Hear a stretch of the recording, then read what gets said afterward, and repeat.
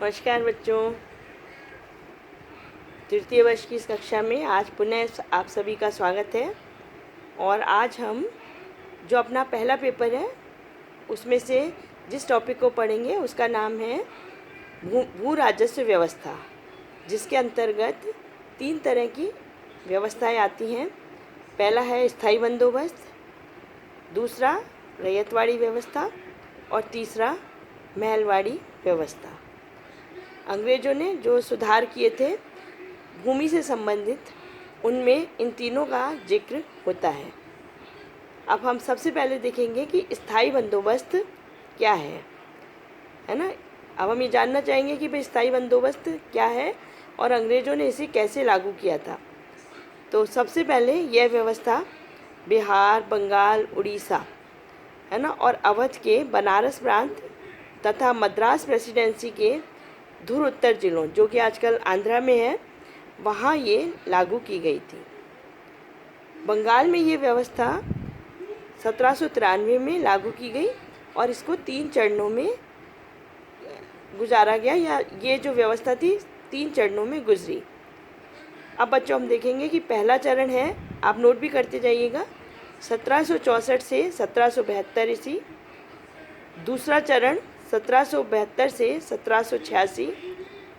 तीसरा चरण है 1786 से 1793।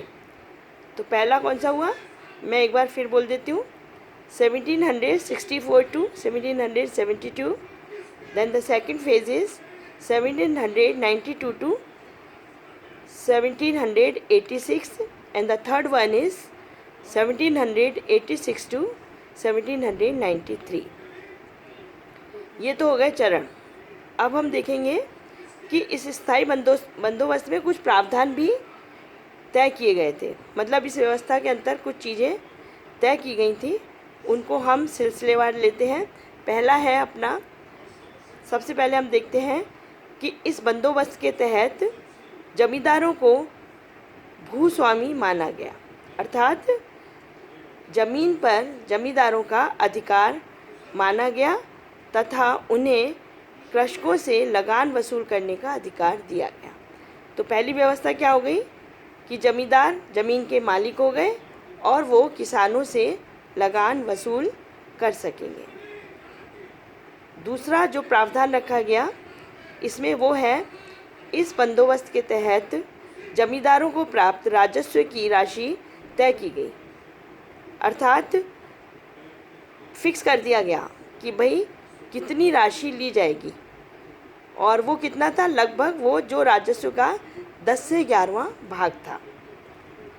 तीसरा प्रावधान था, जमींदारों को सिर्फ कर वसूली का अधिकार दिया गया, अर्थात उनको केवल टैक्स लेने का अधिकार था, कर वसूल करने का अधिकार था।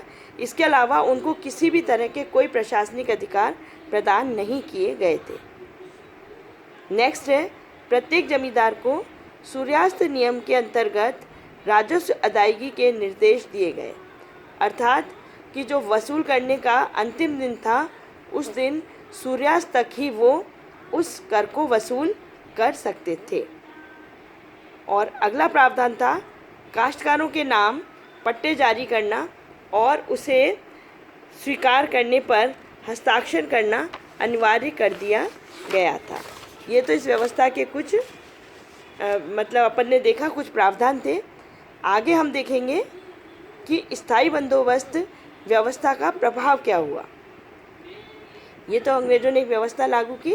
अब हम देखते हैं कि समाज पर इस व्यवस्था का क्या प्रभाव पड़ा, जिसमें सबसे पहले हम देखते हैं कि जमींदार केवल लगान वसूल करने के लिए तत्पर रहते थे, अर्थात जमींदारों को ये कहा गया था कि आप टैक्स लें, तो बस अब उनका सारा दिमाग, सारा फोकस कहाँ रखते हैं वो, कि उनको केवल लगान वसूल करना है।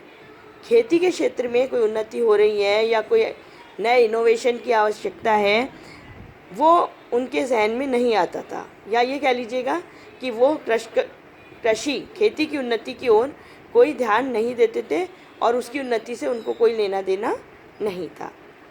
दूसरा प्रभाव हम देखते हैं कि भूमि का विखंडन प्रारंभ हुआ।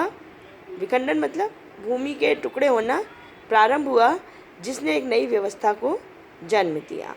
और वो व्यवस्था क्या थी, मतलब उसमें ये हुआ कि छोटे छोटे टुकड़ों में ज़मीन को बांट दिया गया और इस व्यवस्था को एक नया नाम भी दिया गया जिसे कहा गया उपसामंतीकरण की व्यवस्था।